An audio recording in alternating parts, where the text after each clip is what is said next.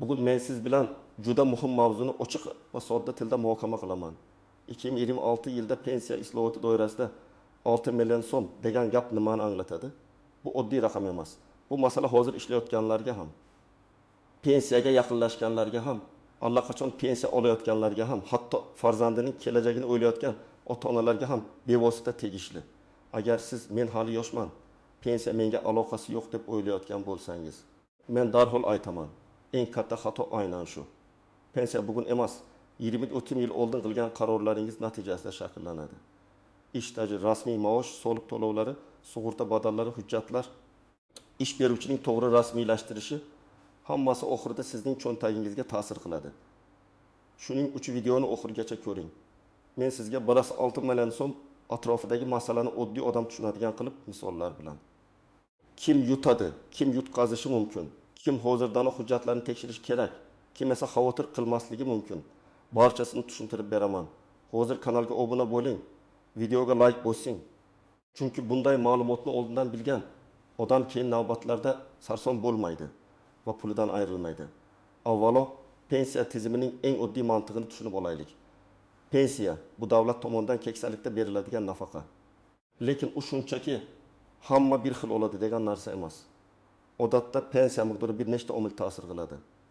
Fuqaroning ish staji, rasmiy daromadi, mehnat faoliyati davomida qancha vaqt qonuniy ishlagani, hujjatlari to'g'ri yuritilgani, ba'zi imtiyozli davrlar va albatta davlat tomonidan belgilangan minimal hamda hisoblash tartiblari.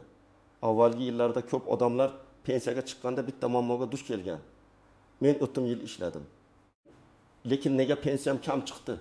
Buning sababi ko'pincha shunda bo'lgan. Odam ishlagan, lekin rasmiy maosh past ko'rsatilgan, yoki umuman norasmiy ishlagan, yoki mehnat daftarchasida yozuv bor, lekin arxivda tasdiqlovchi hujjat yo'q, yoki ish beruvchi soliq va badallarni to'liq o'tkazmagan, yoki fuqaro konvertda maosh olgan.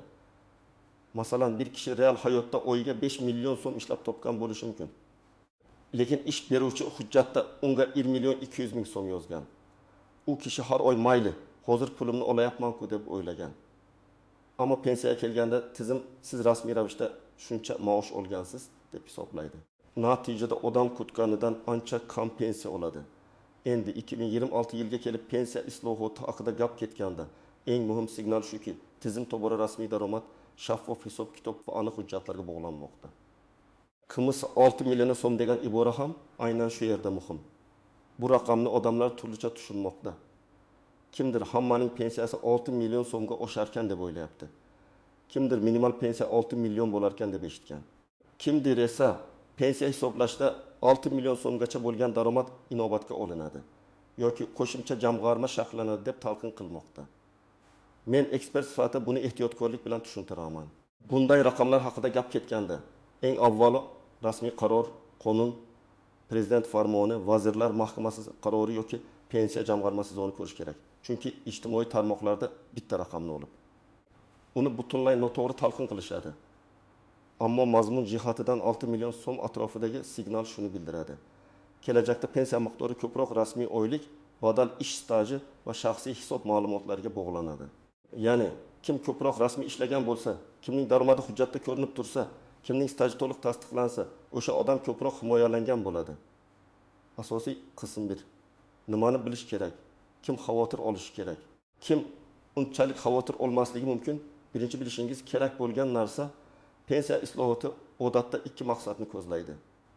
Birinchisi, pensionerlarning daromadini inflyatsiya va narxlar o'sishiga moslashtirish. Ikkinchisi, tizimni adolatliroq qilish. Ya'ni rasmiy ishlagan va badal to'lagan odam bilan norasmiy ishlagan odam o'rtasida farq bo'lishi.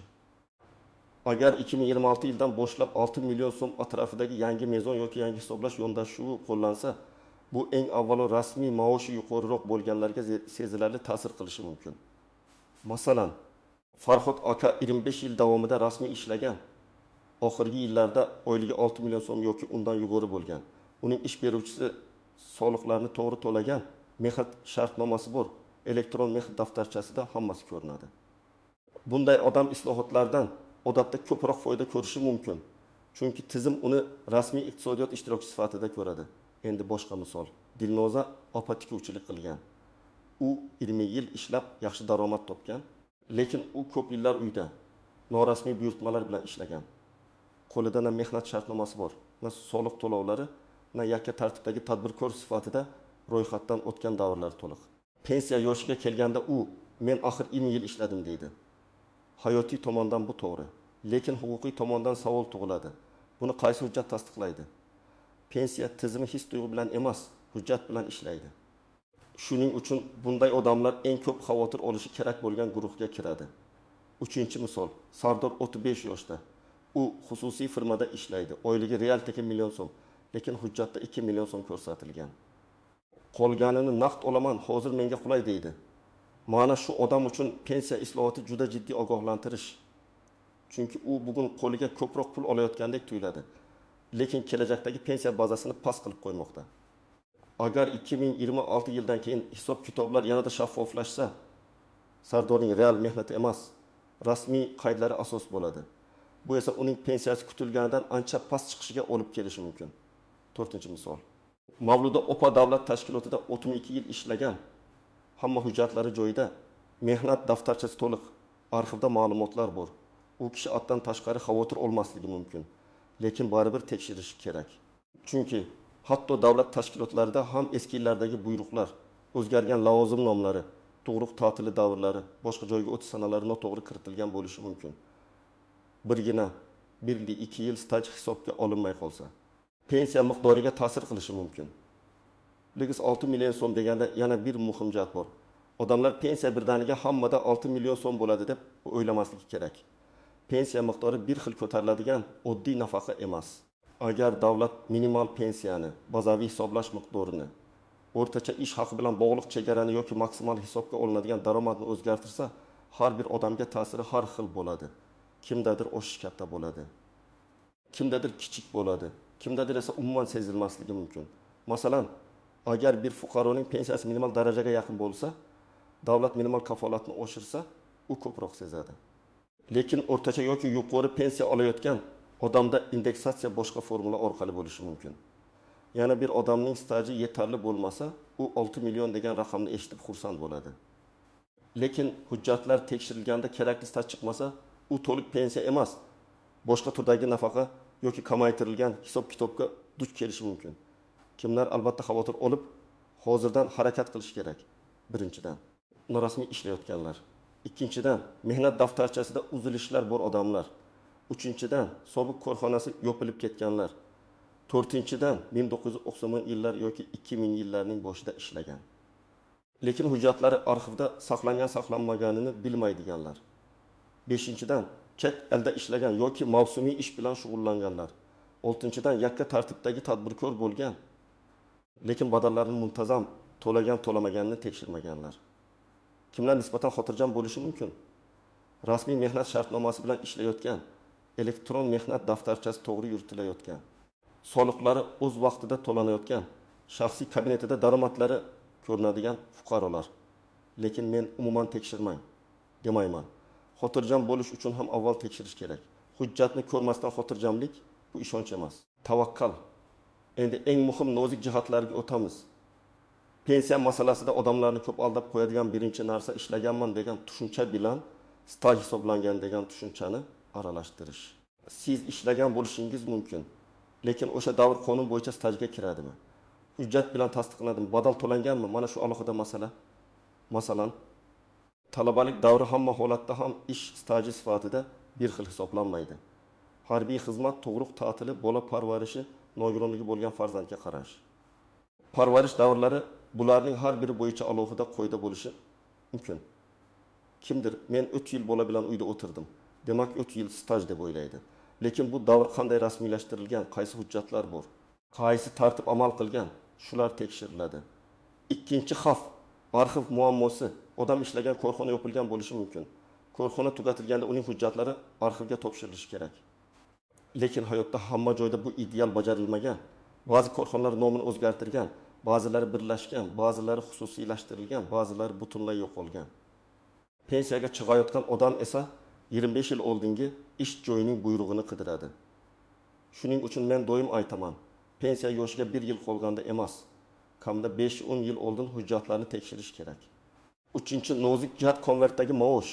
Bu nafaqat pensiyaga, balki kasallik varaqasi, dekret puli, kredit olish, aliment, sug'urta, mehnat nizolari kabi masalalarga ham ta'sir qiladi. Agar siz rasmiy 1 million so'm, norasmiy 5 million so'm olsangiz, davlat tizimi sizni 1 million so'm olgan xodim deb ko'radi. Ertaga pensiya hisoblanganda ham norasmiy 5 millionni hech kim hisobga olmaydi. Chunki u hujjatda yo'q. 4-chi nozik jihat o'zini o'zi band qilganlar va yakka tartibdagi tadbirkorlar. Bu guruh uchun 2026 yilgi islohlar ayniqsa muhim bo'lishi mumkin. Chunki tadbirkorlikdan daromad bor. Lekin pensiya uchun zarur badallar yoki soliq rejimi to'g'ri tanlanmagan bo'lsa, keyin muammo chiqadi. Masalan, bir usta har oy 10 million so'm topadi, lekin rasmiy maqomi yo'q. Ikkinchi usta esa daromadi 6 million so'm bo'lsa ham, o'zini o'zi band qilgan, to'lovlarni amalga oshirgan elektron tizimda izi bor. Pensiya masalasida ikkinchi usta ancha himoyalangan. 5-chi nozik jihat chet elda ishlagan fuqarolar. Ko'pchilik Rossiya, Qozog'iston, Turkiya, Koreya yoki boshqa davlatlarda yillar davomida ishlagan. O'sha yillar O'zbekistonda pensiya stajiga kiradimi? Bu xalqaro shartnomalar ishlagan mamlakatdagi rasmiy maqom, soliq to'lovlari va tasdiqlovchi hujjatlarga bog'liq. Norasmiy ishlagan bo'lsangiz, buni keyin isbotlash juda qiyin.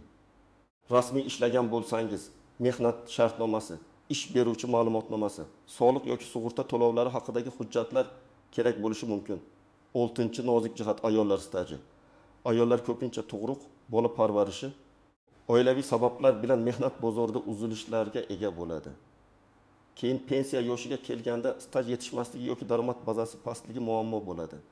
Shuning uchun ayollar uchun rasmiy ish, o'zini o'zi band qilish, badallarni to'lash va har bir davrni hujjatlashtirish juda muhim. Erim ishlaydi, menga pensiya kerak bo'lmaydi degan qarash xavfli.